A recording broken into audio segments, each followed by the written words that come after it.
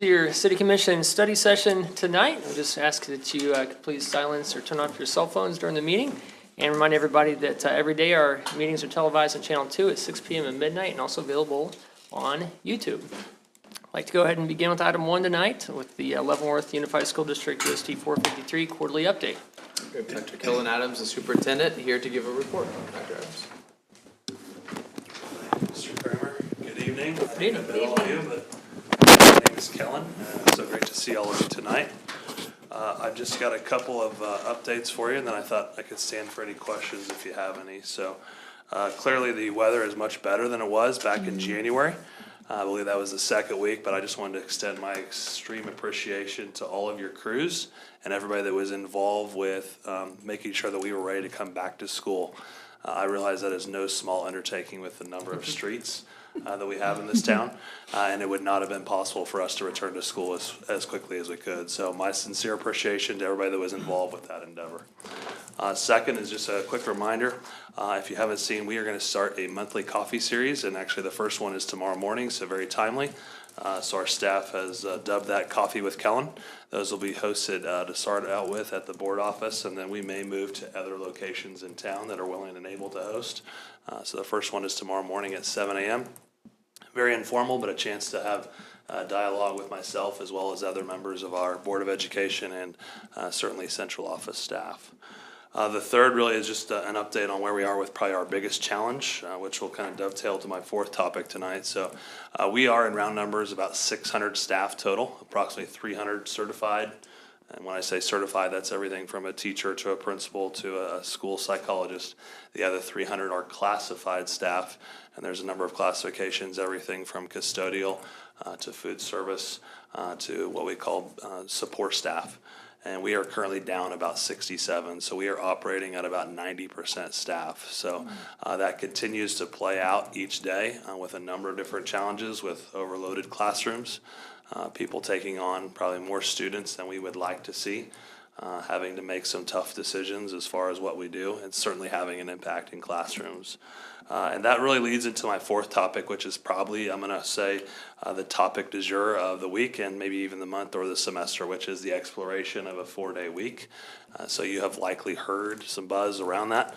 You were asking about this survey. I did look it up. We're actually going to start that this week. So Thursday the 22nd is the date I was given. A very important survey will be sent out to all of our district patrons and certainly our parents, as we want to know the level of impact that that would have for families as we continue to, I guess, really explore whether or not this is feasible and realistic for our system. So just a couple of highlights, first of which is it would be 4 days of school, but there would still be an opportunity for students to be with us that 5th day. We realize that this is an economic development issue, and we do not want to get in the way of creating that barrier for employees or certainly employers. But we also realize that some families may have the ability to keep their student home, and so we want to create options for families. So if there is the need for that, students would still have a place to come that is warm, that is safe, where meals are fed, etc., each and every Monday.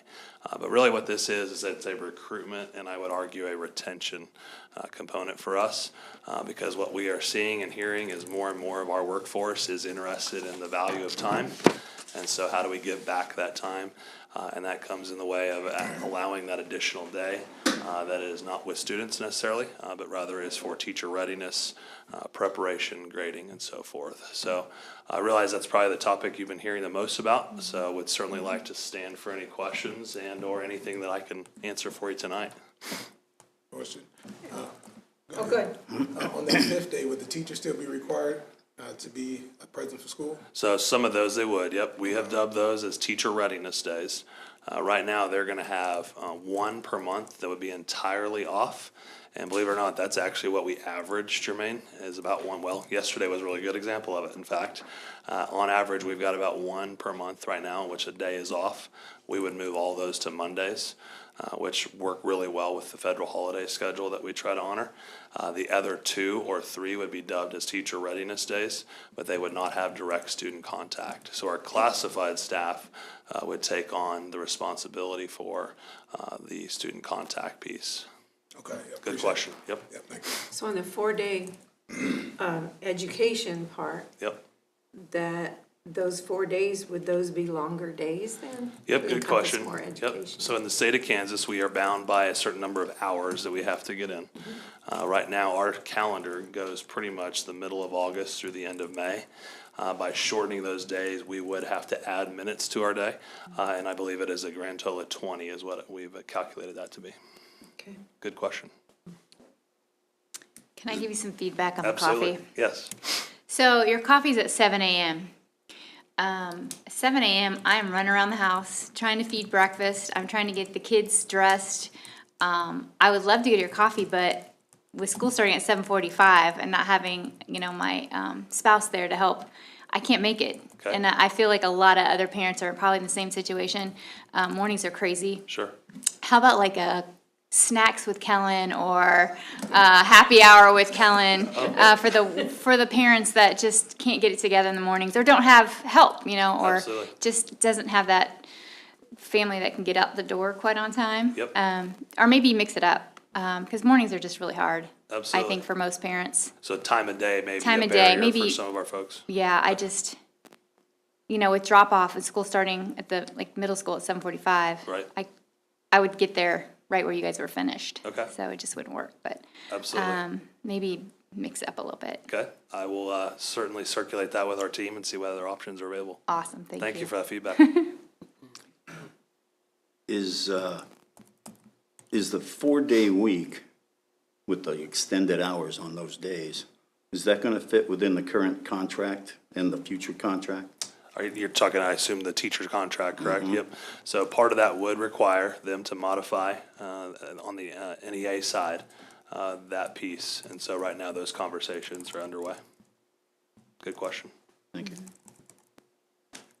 Yeah, I think Easton, a long time ago,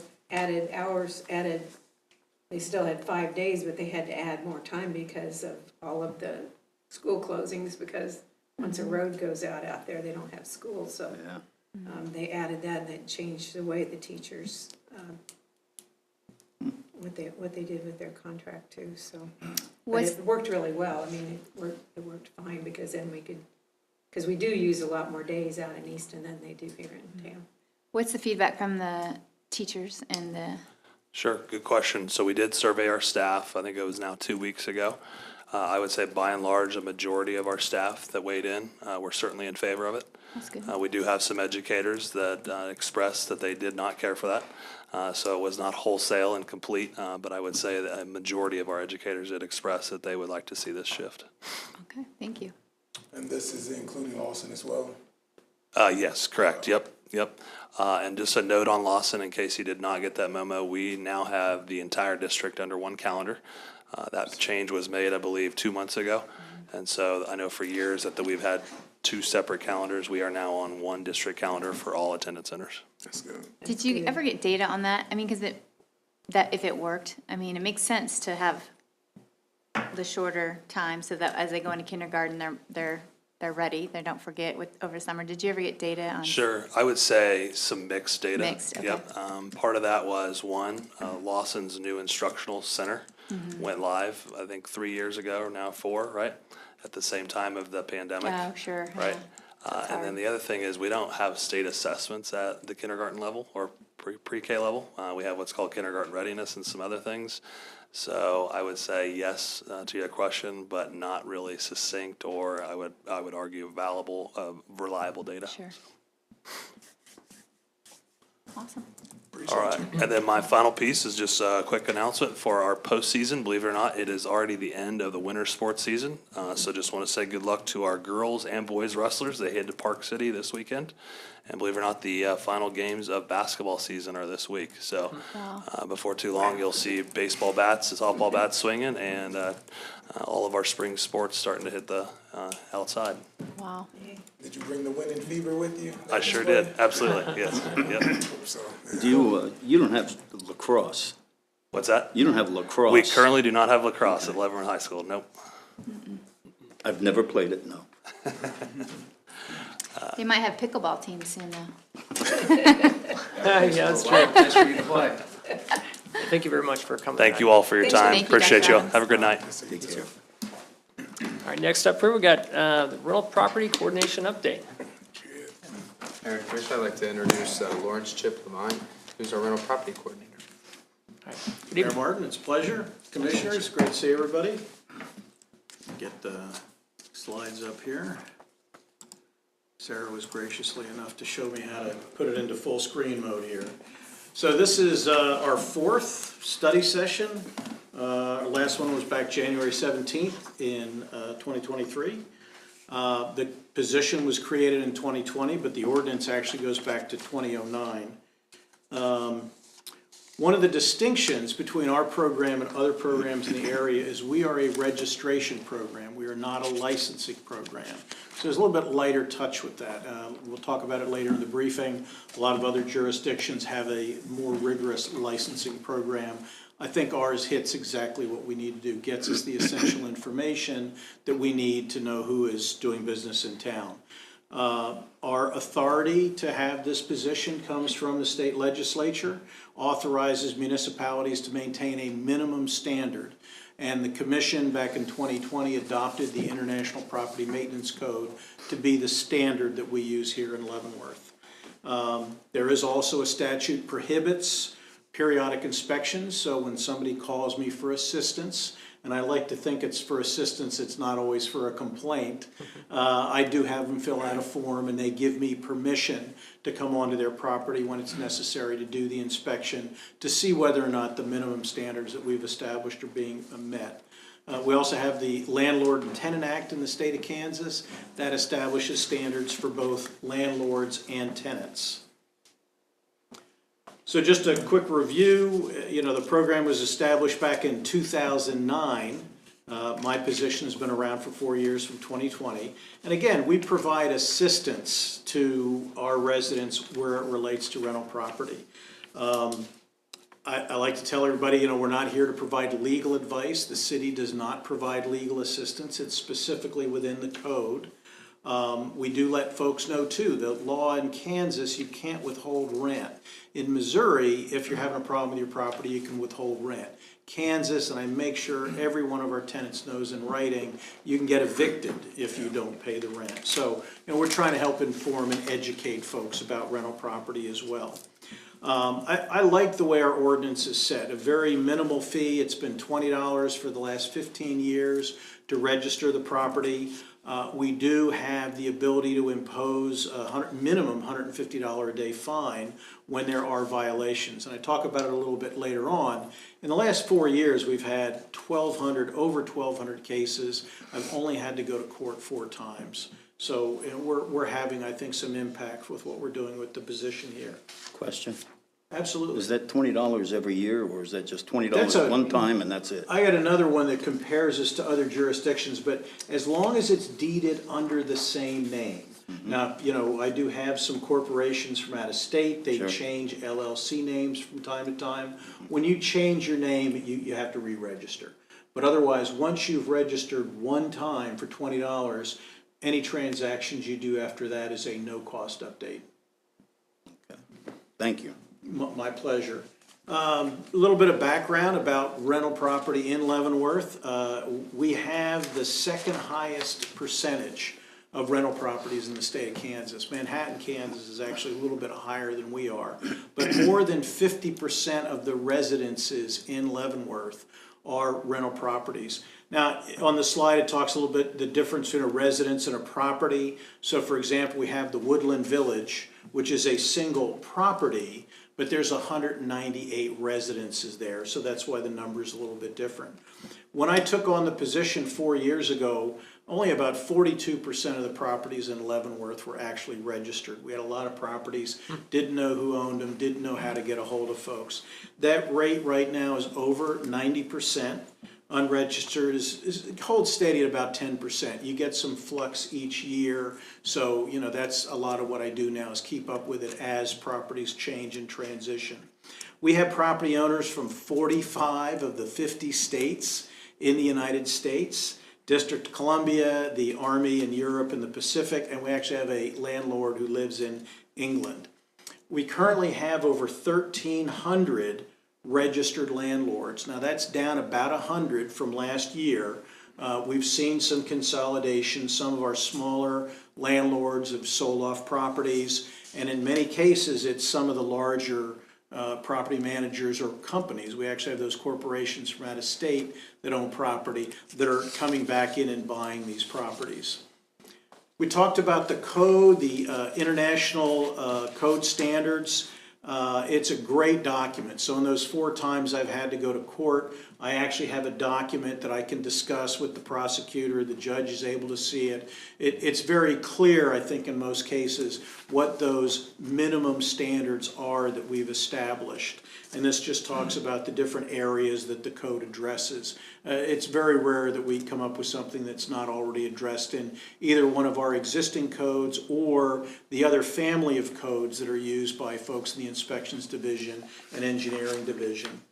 Part of the standard process that I have, again, a lot of what we want to do is inform and educate tenants. We give everybody a copy of the tenant's handbook. Both tenants and landlords have rights and responsibilities. There's a landlord's handbook that when I have landlords that have questions, I'm able to refer them to that as well. And a lot of it's pretty common sense stuff. You know, if you have a good relationship between landlord and tenant, which is actually what I would prefer to see, you know, we're there as an option if you have a problem and you have questions. But we do have a number of standards that we use to guide us.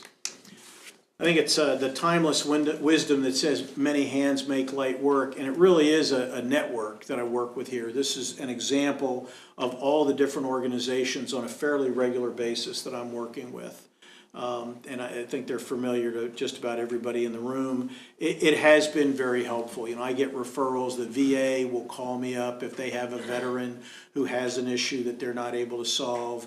The Guidance Center, the different social service agencies. So it's been very successful developing those relationships. This is one of our success stories.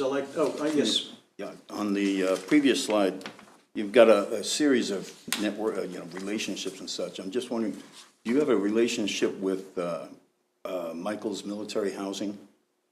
Oh, Over on Post? Yeah. No, they are not a registered tenant right now. The VA properties are a registered tenant. They originally registered with the city back in 2009.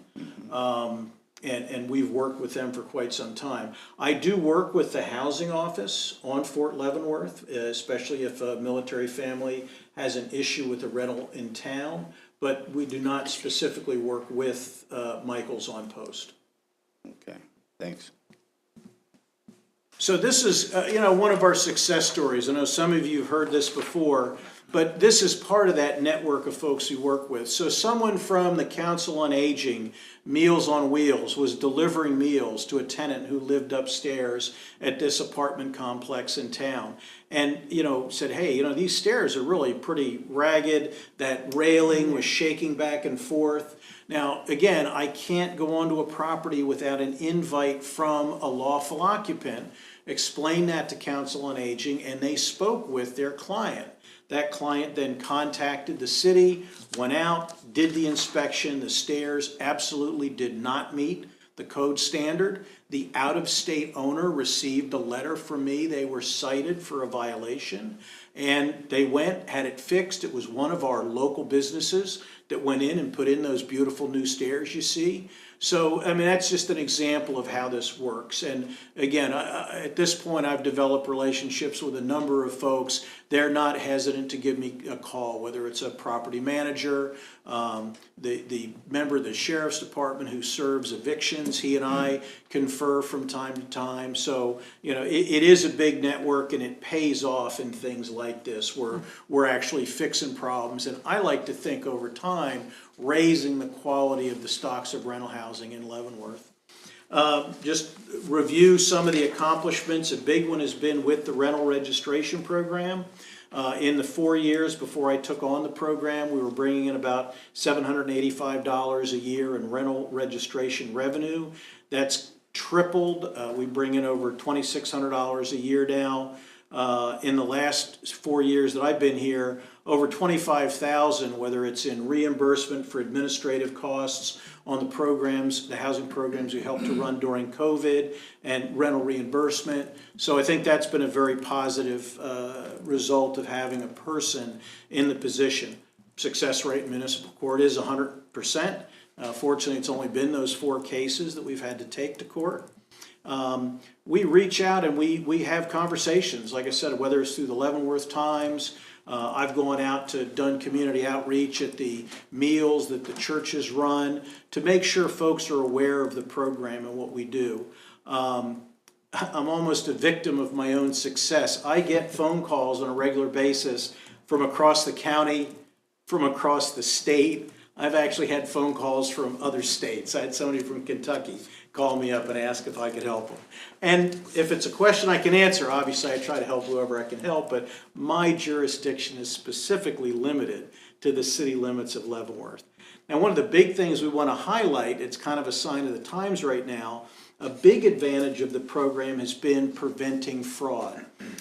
Terry Lois Mashburn in the Deeds office has actually referred people to me to verify, hey, is this rental really owned by the person who's representing themselves on, Facebook or some social media post? And in several cases we've found there are fraudsters out there who will look for a property that's for rent and then represent themselves as the landlord. Now, fortunately not in Leavenworth, but we had a case in Lansing where somebody actually Venmo'd money, received a key to the rental, and then several days later were visited by the Lansing Police Department because they hadn't actually rented it from a person who was the real landlord.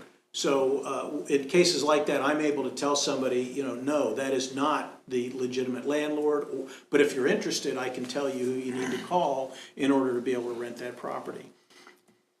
So this is one we talked, you asked me the question about, our $20 fee for registration. Yeah. This is how we compare to other jurisdictions in our area. And of note, all jurisdictions but Leavenworth are licensing programs. So I think we're the ones, we have a lighter touch. We just want to know who's doing business in our town. And if there's an issue with your property, we want to be able to get a hold of somebody. Now, I have to say this has been very successful for our residents because in many other places, when you contact the property manager, the responsiveness is not always the same as when you call an owner. I had a case, one of our apartment complexes during COVID, family, 3 young children, the refrigerator went out, and it had been out for over a week at the time the tenant called me. Obviously, I went out, inspected, I checked temperatures, I have standards I can follow that says, yes, this is not to code. A letter went out, an email, and a phone call to the owner. Within 24 hours, that family had a new refrigerator. So I think that's one of the things we bring with this program is that kind of responsiveness for our tenants and for our residences. That's cool. Other accomplishments, you can see the caseload. When I took on the position, it had been contracted out. They were handling maybe 5 to 6 cases a month. My workload now is about 5 to 6 cases a week, so we've quadrupled the support that we're able to find to residents. When I first started, Paul asked me for a metrics, is how do you know you're being successful? So one of the things I do, and Julie Hurley gets a report each week, we list our cases and how they're resolved. Our resolution rate right now is over 70%. So somebody's contacted me and they've gotten a successful result for whatever the issue was that they were concerned about. Now, in about 20% of those cases, I close the case. There's really not that kind of success rate, but in many cases what that is somebody's contacted my office and then they just never followed up. I mean, there is some paperwork you got to fill out, but actually what I hear, I've had some tenants tell me, I called you up, Mr. Levine, and then I told my landlord that I called you up, and before I'm even able to get down to inspect the property, the problem has been fixed. And amongst those we have relationships with, at this point now, I know almost all of our property managers in town. Great businesses, all want to do a good job. Some people are more satisfied than others with their landlord, but I think that's common to anywhere in the country right now. But we really are making a difference. And then even just within city staff, whenever I go to a property, I'm always checking the smoke detectors. Andy Brooks in the fire department gets a report for me if there's anything related to fire safety that's found in an inspection that I do, and we work together on things like that.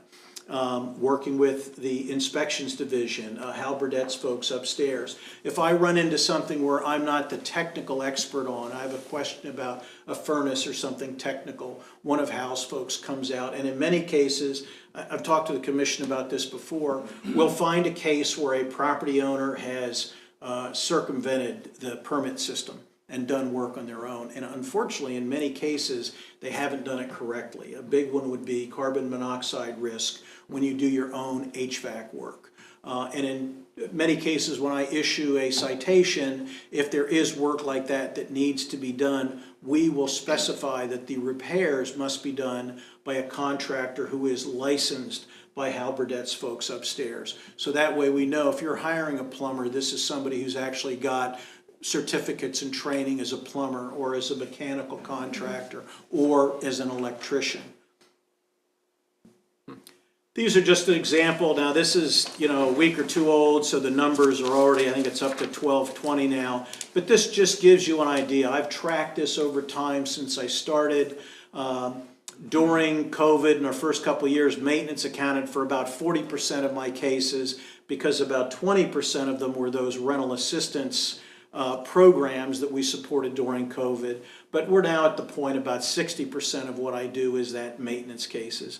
Evictions fluctuate, and we are able to, we don't provide legal advice, but I'm able to connect a tenant with Kansas Legal Services or a local attorney if they have a legal issue that they have questions about. Infestation kind of goes back and forth a little bit, unfortunately, like in many places.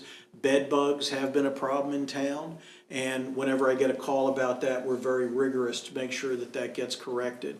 And you can see the other issues that have come up. There's a little bit of seasonal fluctuation, but this is just an example. This is actually from the report that Julie Hurley gets every week. Evictions is a part of what I have to deal with, so I have been tracking for the last several years for the commission what our evictions rates look like. They did drop during COVID. They're basically back up to pre-COVID levels, which is roughly 20 evictions a month within the city of Leavenworth. June, July, and August are our highest months for evictions. November, December, January are our lowest months for evictions. Also of interest, maybe we track what the average rent is in an eviction proceeding when that's included in the court record. So you can see that as rents have gone up, the amount of rent that somebody who's being evicted is paid up. The average judgment rate gives you an idea how long a landlord's going to wait before they evict somebody. So, you can see right now a landlord may be waiting up to 3 months. Landlords do work with their tenants. They prefer not to evict people, but that just gives you an idea how some of that's fluctuated over time. Some updates. The rental market in Leavenworth is shifting. I've got another slide that'll show this, but there are fewer and fewer low-cost rentals in town. We've already discussed that some of our older, smaller, a landlord who had maybe 6 or a dozen homes, in many cases they've cashed out, and it often is a larger property owner who's come in and purchased that. Now the good news to that is in many cases they're renovating the properties when they purchase properties from out of state. I'm imagining there's some tax benefits to that, but that's another one of the things that helps raise the standard of the housing stocks in town. Positive feedback, like I said, I've actually had out-of-state landlords thank me for citing their property for a violation because they're saying, hey, my in-town property manager wasn't necessarily letting me know about things like that. So it's good to get that kind of feedback.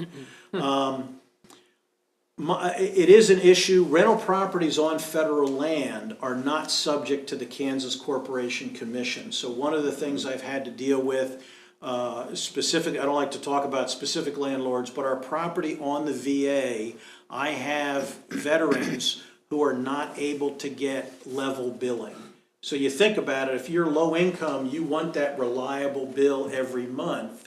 And this is a problem that they don't get that. They do have fairly significant spikes in the wintertime. I'm actually working on some information for Paul. Been in discussion with the Kansas Corporation Commission to find out if there's something we can do. And I don't think it's something we can do locally. It may be an issue for the state legislature.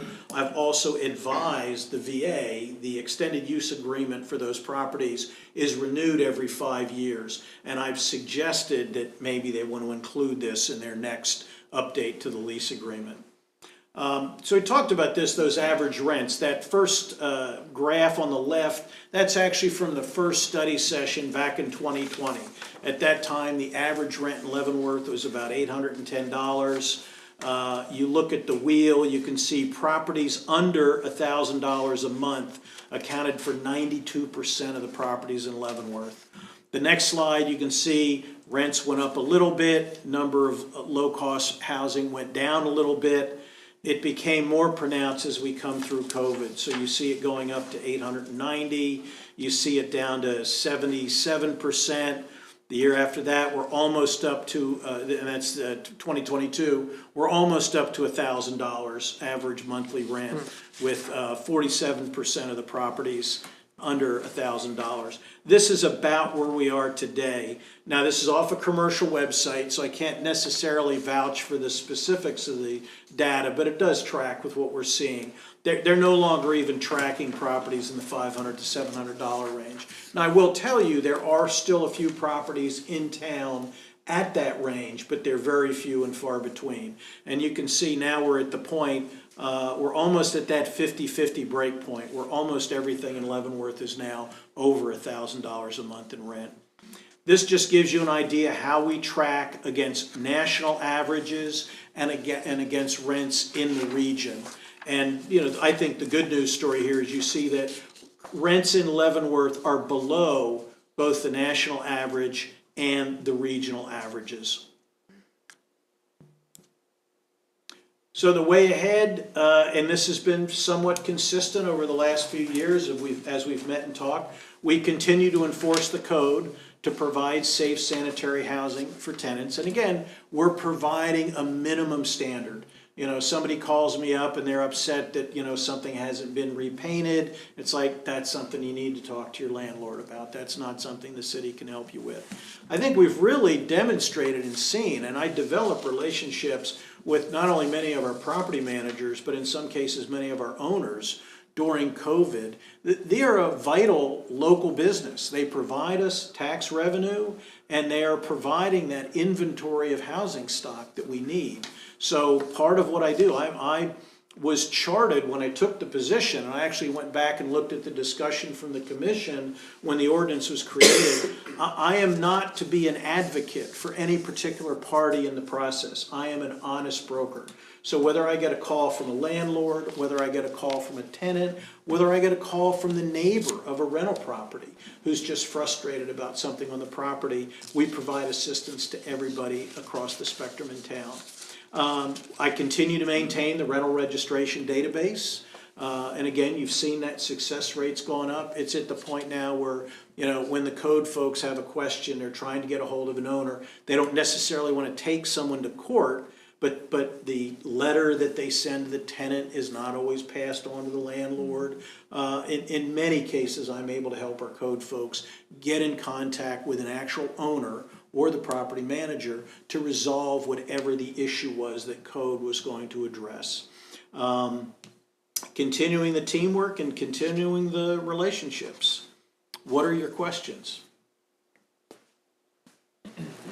I just have a comment.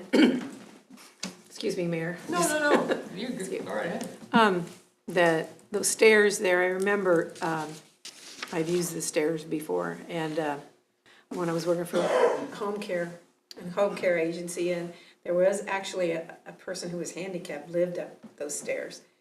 And I would not allow, or I asked my boss to not allow the staff to frequent that property just because of those stairs, because they were so bad. But we didn't know who the owners, like you said, we didn't know, this was before you came on, and we didn't know who the owner was. It was out of state, that's all we knew, and we couldn't get anything done. So we just had to tell them, no, we couldn't help help this person, which was really sad. Well, and the nice thing is now that we have this position, you know, somebody may have moved into an apartment 20 years ago and didn't have the handicap or mobility issues that they have now. So one of the benefits of those relationships that we've established, I've been able to get landlords to offer a more accessible apartment to a long-term tenant, to move them out of places like that, so somebody's not gonna get hurt. Good point, that's a good point. I just want to say you're doing an excellent job.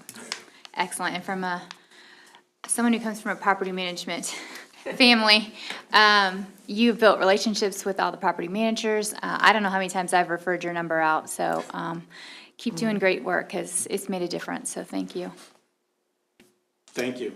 Yeah, I definitely want to say great presentation. I know you've been doing it for a few years, and I don't think we could have, found a better person to be able to do it. Hear, hear. So just for the public that's watching, so if there's a complaint, they contact you, where do they pick up the paperwork, and how long does it take before you respond to them? Absolutely. So one, we have online on the city's webpage, you can go and submit online requests. I get them a couple times a week, had one just today. I try to respond in under 24 hours. In the case of the one today, I'd responded to it within 10 minutes of him posting it to the online website. I should have put it on the slide, but for anybody who's listening or needs, my phone number, 913-364-5840. Give me a call. I have a standard intake packet that I send out. Typically, I do it by email, but we do have residents in town. They're not comfortable with email. They don't have email. I'll mail it out to them. In some extreme cases, obviously I triage and prioritize. When I get that call in February and it's 12 degrees below zero and somebody's heat's gone out, in some cases I've actually delivered paperwork to somebody's house in order to be able to expedite that. Again, we have, the state law does say I can't just go and inspect.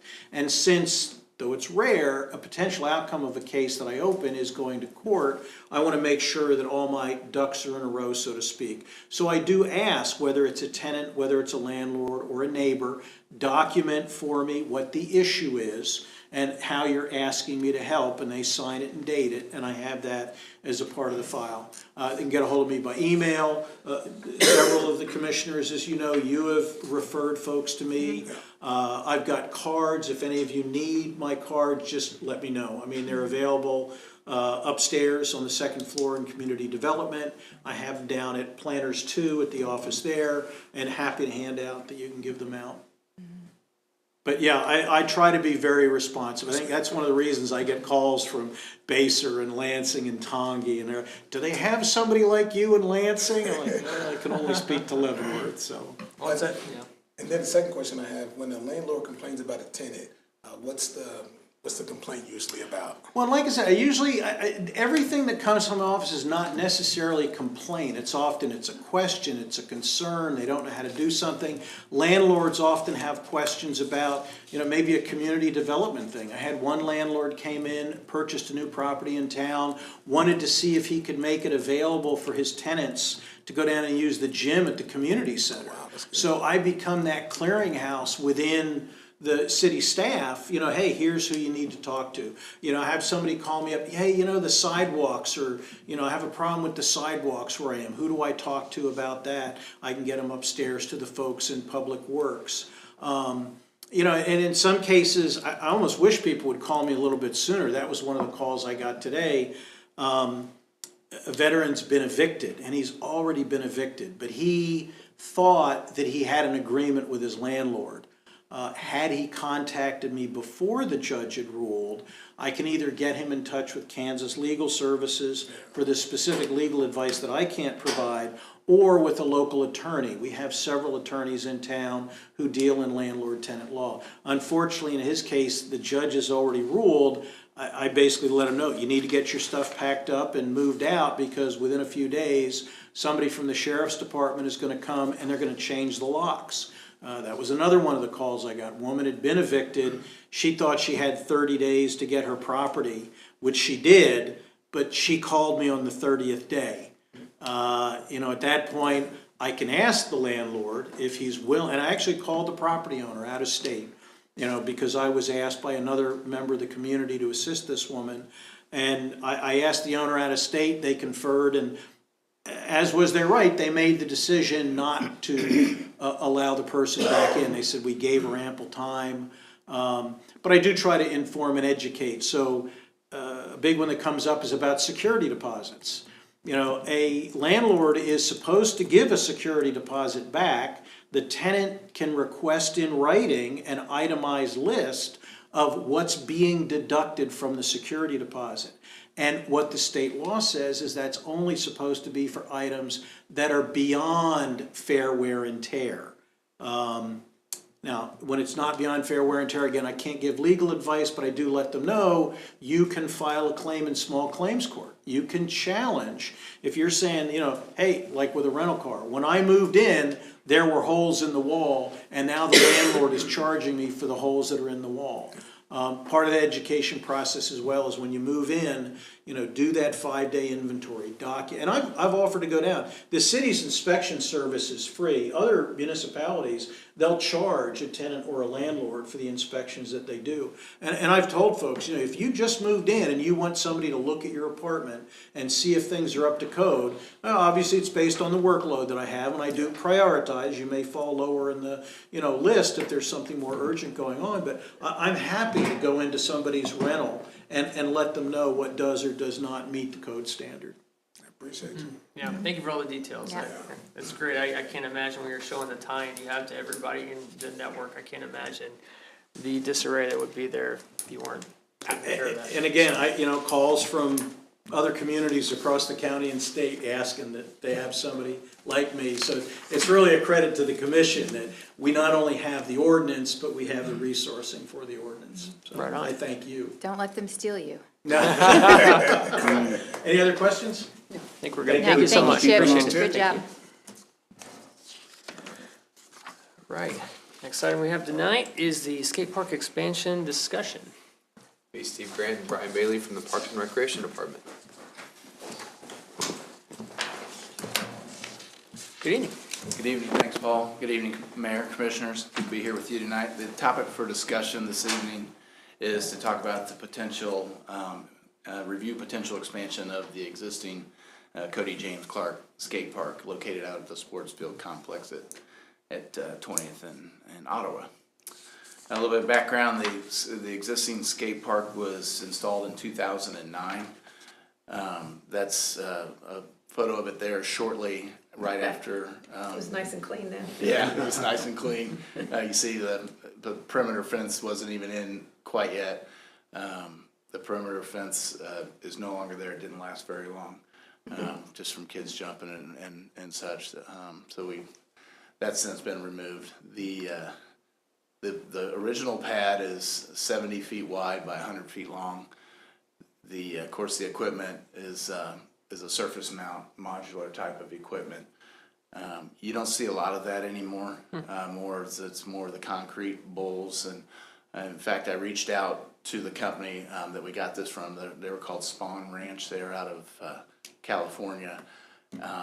And just as we started talking about the potential expanding here, I thought I'd reach out to the original manufacturer. Did not hear back from them at all.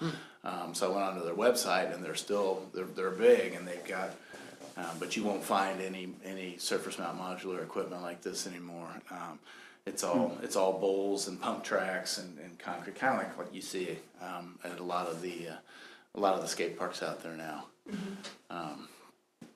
When the skate park was developed in 2009, it was developed with the idea of the potential of expanding someday. So Brian, if you could go to the next slide. Or there should have been got a slide of the overhead.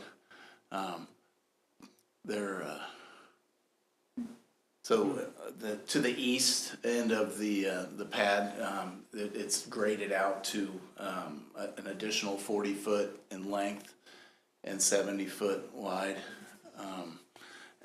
When it was originally graded out, We do have that on the slide, I'll show you.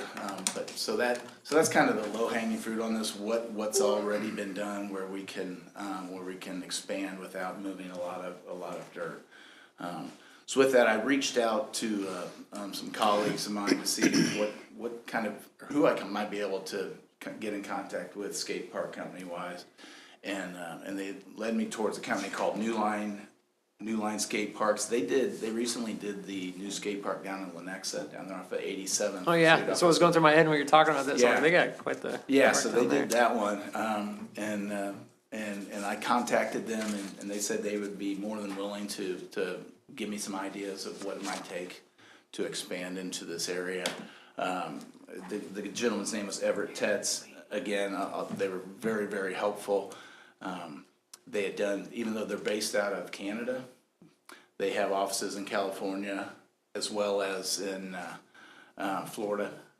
So they work nationwide and obviously internationally. So in discussions with them, I showed them, I sent them renderings and of our layout and our possible expansion area and size. They gave me the same answer as far as very few do the modular surface mount anymore. But they saw great potential in the area that's directly adjacent to the existing concrete pad. Like I said, it's about 40 foot long, and the pad is 70 foot wide. So with that, they saw it as a perfect place to just add a bowl that, like you see, and I know there was a picture of some bowls there. You see that very. Okay, so there's the slide of the expansion area. Thank you. That area is 40 by 70. It's already been graded out. It was graded out to that level when the skate park was originally installed back in 2009. So that would be the area that we would propose specific or possibly expanding into something like a bowl or something like that. That would, and these are just a couple of examples. You see these about every skate park you go to nowadays. The equipment that is there, it is 15 years old. It's still serviceable. It's showing its age, but it's still serviceable. It's still safe. We inspect it regularly.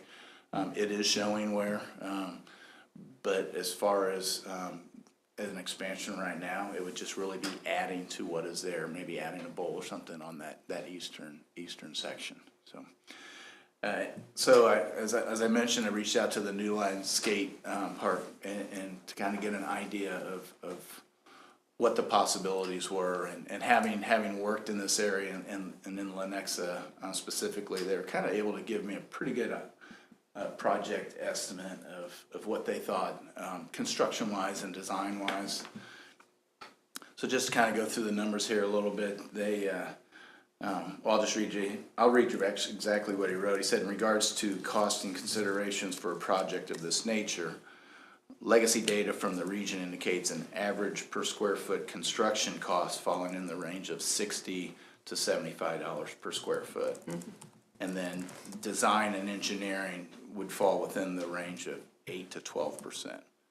So what I figured for your discussion tonight, I went to the high end on both of those, the $75 per square foot, and then 12% design, just to err to caution to the high side.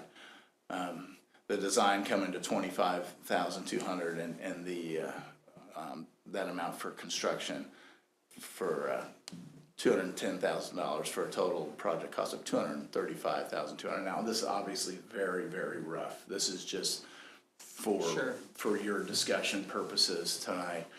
There is no money earmarked for expansion of this in the 2024 CIP, which means it could either be put into the future CIP, or if the commission so desired, we would have to find a different project in this year's CIP. For reference, the one that's in the Parks and Recreation for this year is the South Side Park Playground and Parking Lot area, which we have $252,000 allotted for this year.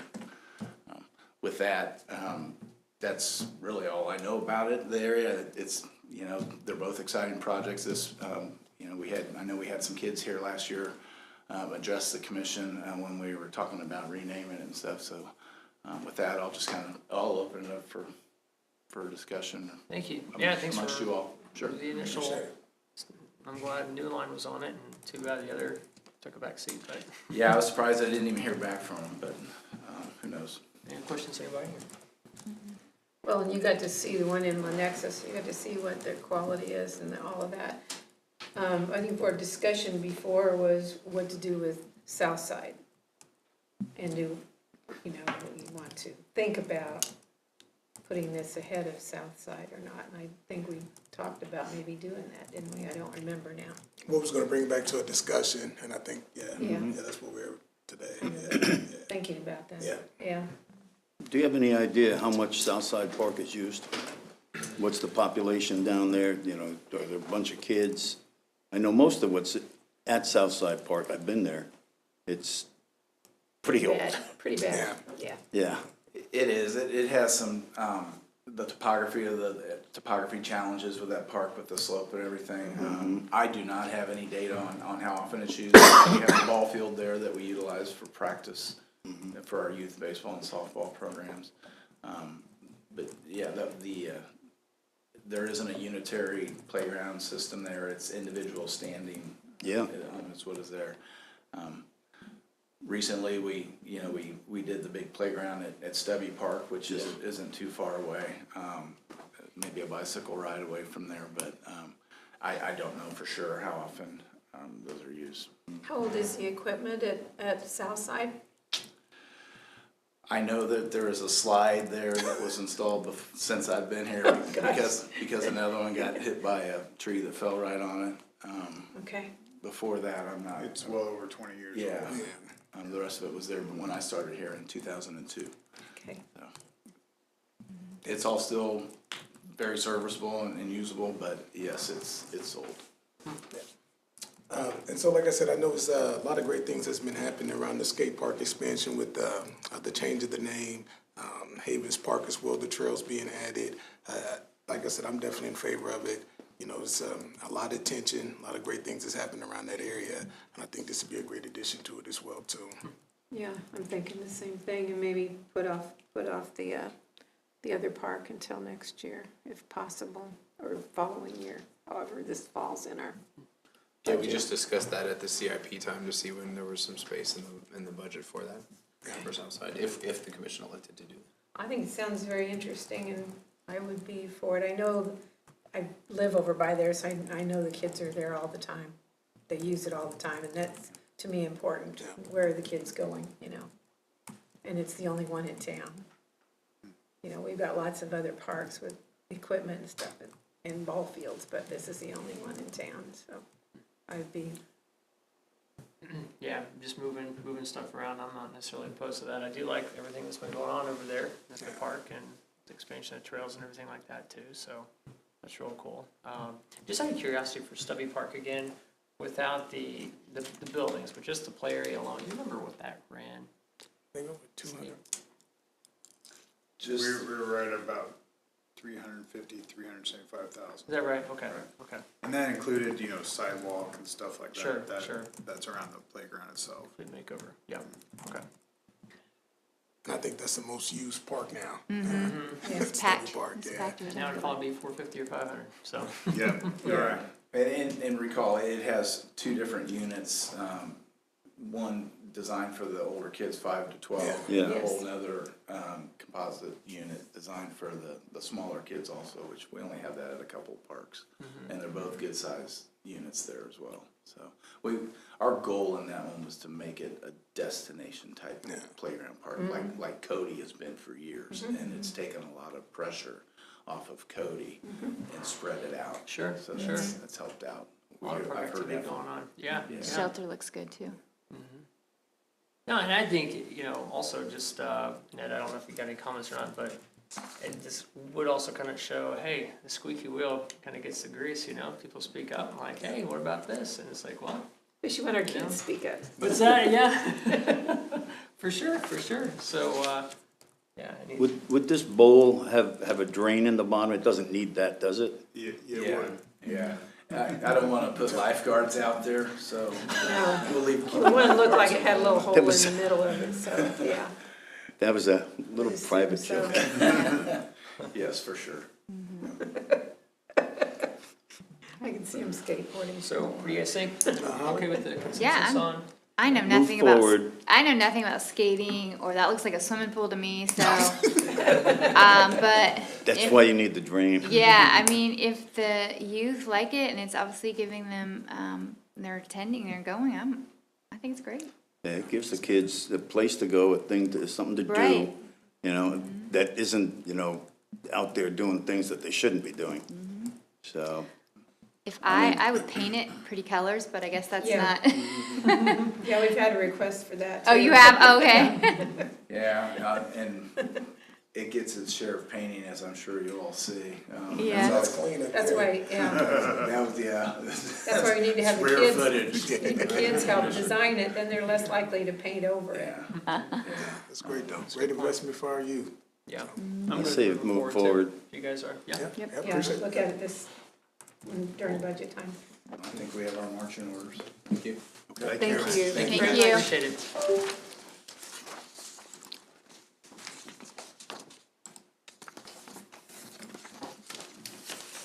All right, item 4, food truck business outreach update. Mayor and Commissioners, this is the third study session we've had on food trucks. You recall, we talked about this topic in December and in January. In January, we looked at those survey responses. Over 1,500 people responded back, and mostly in support of allowing food trucks in the downtown and in certain areas. And at that point, the commission requested outreach to downtown restaurants directly to really try to reach out to those folks who'd be most impacted by any potential changes to the ordinances. So staff did reach out to both Main Street and the Chamber. Main Street did direct outreach, and that feedback is included in your packet. They also let me know today they did hear from New Way, who were not in favor of changing any ordinances to support food trucks. So that was the one new addition from today. And then staff utilized the health permit list that we have to contact those in or around the downtown. We received 12 responses, including 2 from currently registered food trucks. That's included in your packet as well. I'll try to summarize the feedback, as everyone has probably read it at this point. There were some questions and concerns from several of them about the impact to current food establishments. Sort of the idea of, will this hurt current restaurants? That seems to be the focus of the feedback that wasn't in support of any changes. Although there also was support for the idea from several of the businesses listed. So it was certainly a little bit of mixed feedback for and against changing ordinances to allow more food trucks. With that said, I'll do a quick note on the other follow-up item I had from the last meeting, Chick-fil-A. I did reach out to Lawrence, and they said the food truck here in Leavenworth was just not as busy as their other locations, so it's not part of their regular routine at the moment, but they may consider it in the future. So that's it's a little bit of a side item, but something that a commission had requested that we ask those questions on. So they are not one of the 9 licensed food trucks we currently have within the city. Also for your consideration tonight, I did review Chapter 44 of the city ordinances regarding parking and parking lots. My assumption was that if the city were to make changes for food trucks, we wouldn't want to affect general traffic ordinances. And so there was a few items that are relevant in that section. There's a few items where the parking of cars or trucks at any times is prohibited. Most of those were not in the downtown, but it did include 4th Street and some portions of Seneca. There also is no parking within 25 feet of a good amount of corners in the downtown. What's listed in the ordinance is 3rd Street on Cherokee, Delaware, and Shawnee as examples, 5th Street on Cherokee, Delaware, Shawnee, and Seneca, and 6th in Delaware. So again, that would be 25 feet in all directions from those intersections. So just things to consider. And then it's unlikely a food truck would be more than 18 feet, but trucks that length can't be parked in a stretch of Delaware leading up to Esplanade. And then trucks with a capacity of more than 3/4 of a ton can't be parked in municipal parking lots in the downtown central business district. So again, those are just some items to consider as we're looking at all the implications of a possible ordinance change. So we've reviewed the community feedback from the survey, we've heard from downtown restaurants, and we've discussed briefly options for how other cities have looked at food trucks. There's been a lot of information at these 3 sessions. Based on that information, staff is really looking for your thoughts and guidance. If there were to be no action, we would continue to have food trucks at special events. With road closures, we would still have it at Haymarket Square, and it would still be allowed in private property. We see that often in parking lots. So that would stay the same if there was no action taken. If you would like to consider making changes, staff could bring something back to the commission as an ordinance change. We'd be looking for feedback about whether that should be on the street, in parking lots.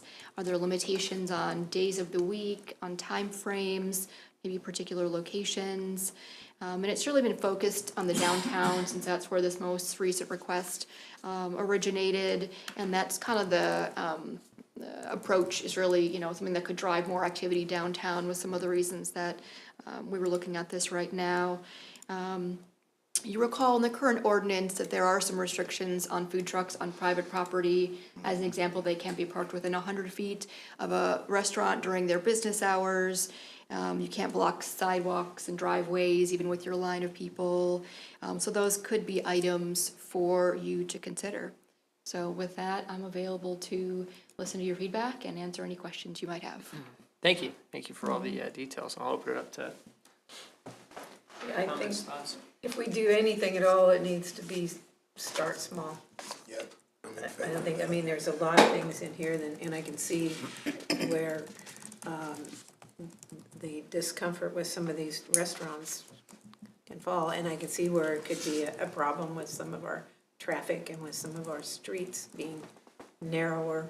And we have such a large downtown, so I think there's certain areas that might work better for this and areas, but I would think starting very small to begin with as a pilot, if you want to do anything, and start with events or start with Haymarket or start with someplace where they're not going to interfere with all of that, and then see how they go and see how they affect. But if that was any change at all, I would want to start small. And just to add to that, maybe a couple of days throughout the week, and just to, see if we're able to measure that, see how people are being impacted, That's my thought, but I wouldn't think- starting small. I think we won't do it really as a know until we test. Try something. Right. Not promising that this is the way it's going to be forever. Pilot, yeah, And like see, a pilot project. see if see Like how the it works. Yeah, you the know. scooters. Like the scooters. They resolve themselves. Yeah, That's what I was thinking, they yeah. did. They flew away, Wow, so. yeah. And the same thing could happen with the food trucks, if they come in here and they find that the competition among all of themselves is too much, that you might lose, 4 or 5 out of 10 that are coming in here to try it. And then, okay, this ain't much of a problem because there ain't much of food trucks here. Well, the concern about property taxes too, I thought was interesting. and Yeah. Very, something that I didn't think about, but the businesses did, and that makes a lot of sense too. Concern, yeah. Where were you thinking that you'd want to, like, on the street somewhere, on a designated true food truck spot? That's certainly up Yeah. to the commission. So we saw other cities that have different food truck regulations. Some had designated spaces. Some just had guidelines and said if you could fit these guidelines of distance from a business, distance from another restaurant, distance from an intersection, then we would go ahead and approve it. So there's quite a wide range Right. of That'd be hard to do options. downtown with some of the Yeah. restaurants. I went and talked to First City Cheese today, and he says whenever there's a food truck at Haymarket, his business is zero because the snow, people want to go eat a food truck, right? Unless the weather's bad. When the food trucks are out there, then they come inside to First City Cheese, but,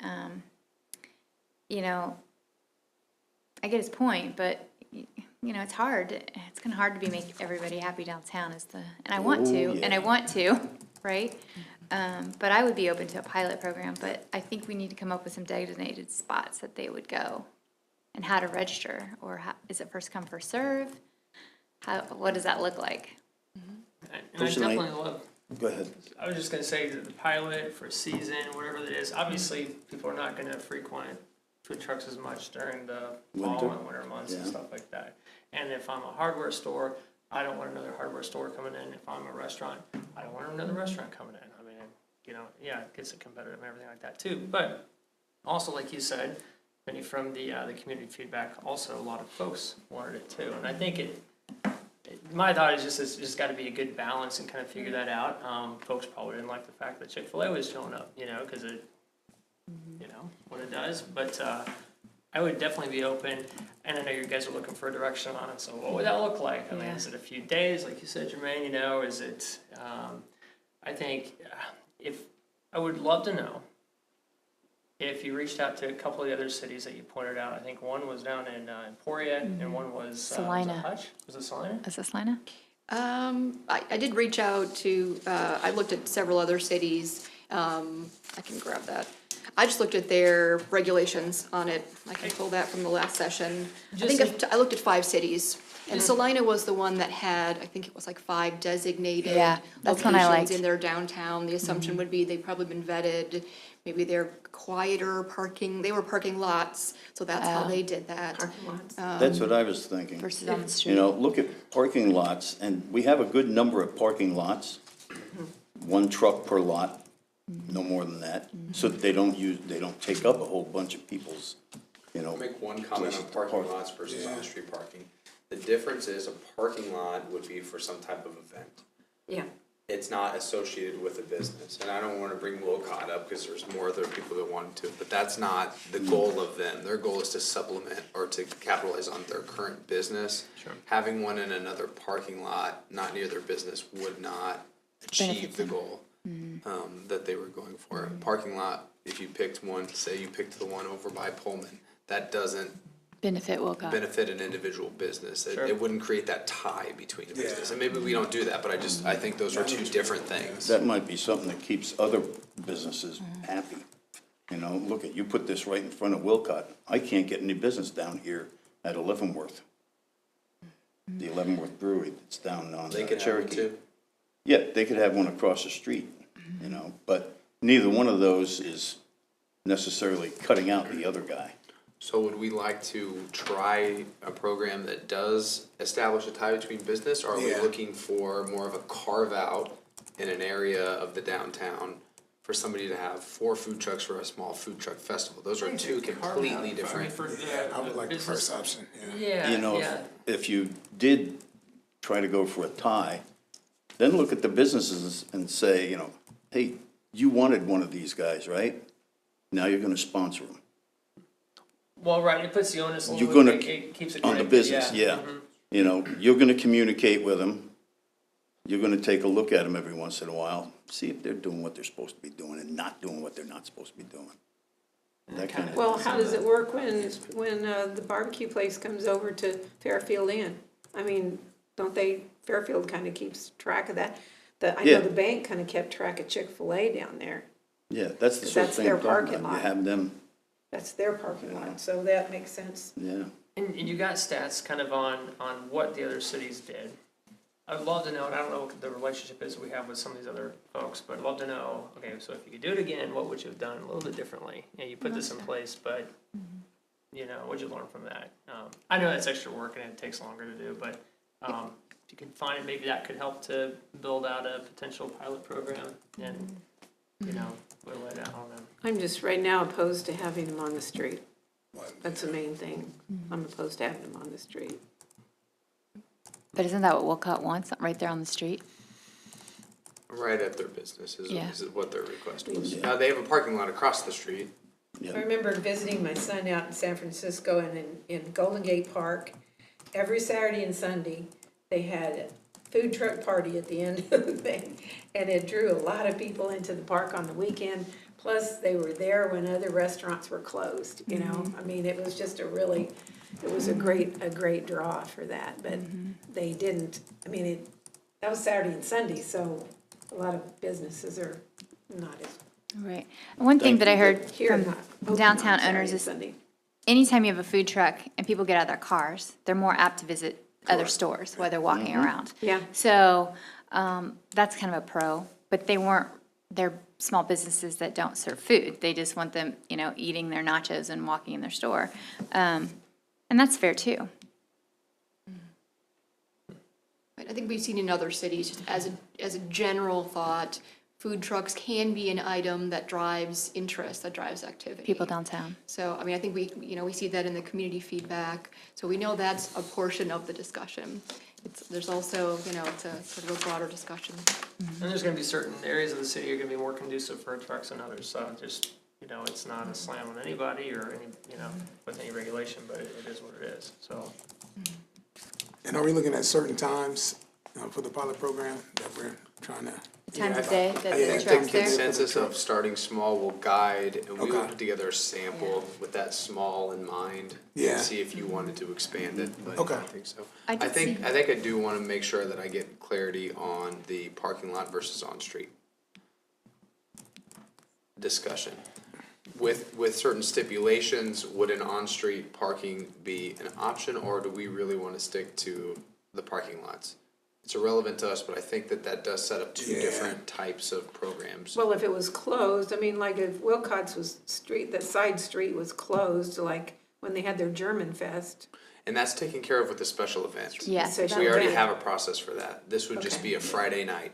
Oh. Do we want to entertain any part of the pilot program that allows I'm outside of a fine with special it. event and I'm on open street? to it. Yeah. I support it. No, I'll go along with whatever. When other It's a things are pilot, so we closed- could try it and see Yeah. what happens. Yeah. When other things are closed, I wouldn't mind that.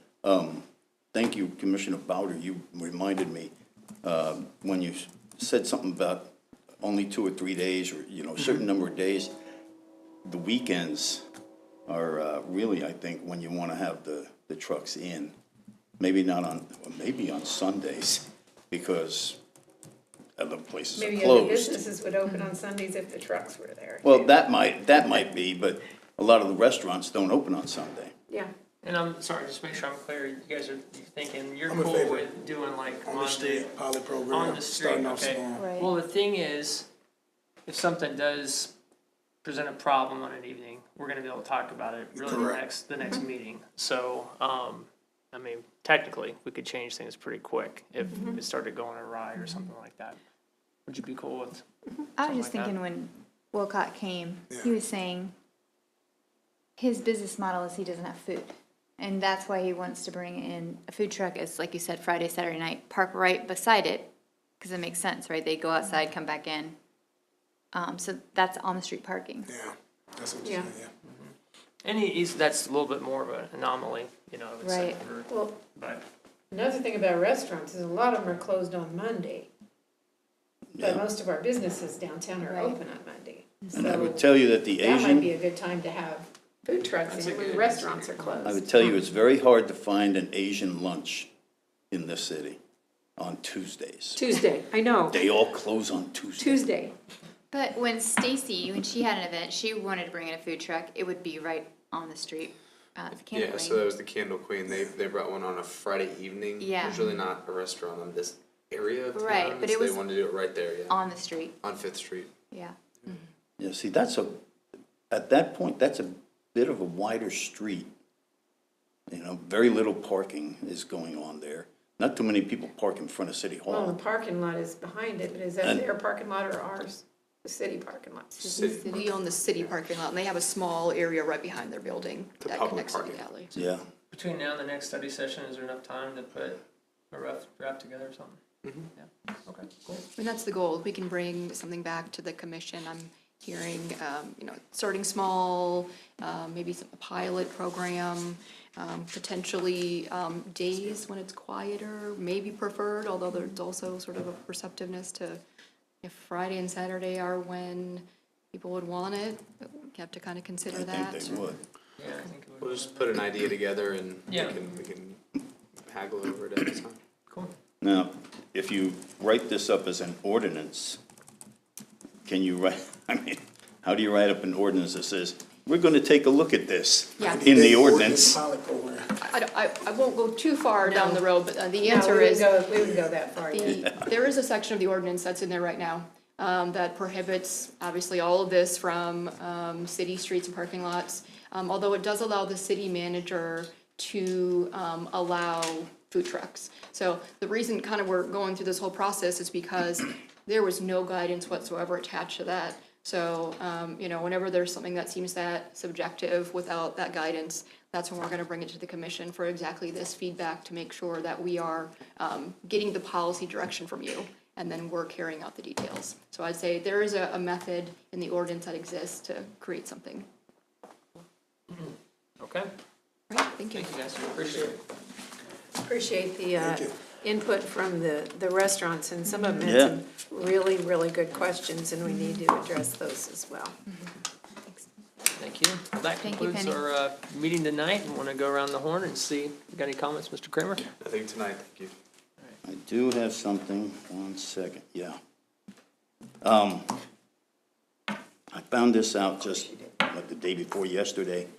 There will be, no, it's not gonna, there will be a public forum put on by the Leavenworth Lansing Chamber of Commerce that will bring in a bunch of our representation over in Topeka.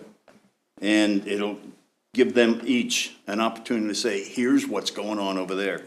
That'll include Senator Pittman, Representative Johnson, Timothy Johnson, Representative Dave Beeler, Representative Patrick Proctor, and Representative Lance Neely here. That's going to be this coming Monday, the next Monday, right, the 26th, at 5:30 p.m. till 7 p.m.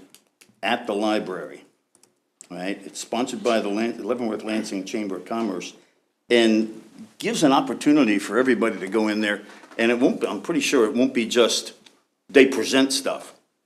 You know, it's gonna be a case of you can ask questions too, people. So I would recommend everybody, kind of take a look at it, put it on your calendar. You can find it on Facebook. Just search the Leavenworth Lansing Chamber of Commerce and then scroll through their stuff, not too far down from the top. You can get more information about that. I imagine it'll be recorded too, since the chamber's putting it on, so that's a good thing. Thank you. This Thursday, we're having our Vision Zero. I hope that people come and talk about if they've seen something that, wow, we need a stop sign there, or wow, we should put a stoplight here, or something that they've seen, that they show up from 5 to 7. Is it at the library as well? I'm looking at, getting nods, okay. So please come if you have a concerned area of traffic. Would love to hear from you. I plan on being there. Which room? Is it the On Room? I think so, yeah. Yep, the On Room at the Leavenworth Library, Thursday night. All right, thank you. I have nothing. Thank you. Nothing to add to what you just said. Thank you. And I just want to say great work from the commission. We're doing some great things. Just love the teamwork and how we're moving the city forward and accomplishing goals at hand. So God bless, have a great weekend, and don't forget my birthday next Tuesday. What? Will you be here? I am gonna be here. Happy birthday, man. 37 years young. That's cool. 37, you were like 28 when I heard that. No, definitely appreciate everybody's feedback tonight. Thanks for tuning in as well, and all the staff reports, appreciate it, and school coming out as well. Yeah. Wish everybody a good rest of the week, and I forgot, how do we close? That's it? Yeah, that's it. Yeah, That's all right, it. well, thanks, we'll see you next Tuesday. Thank you.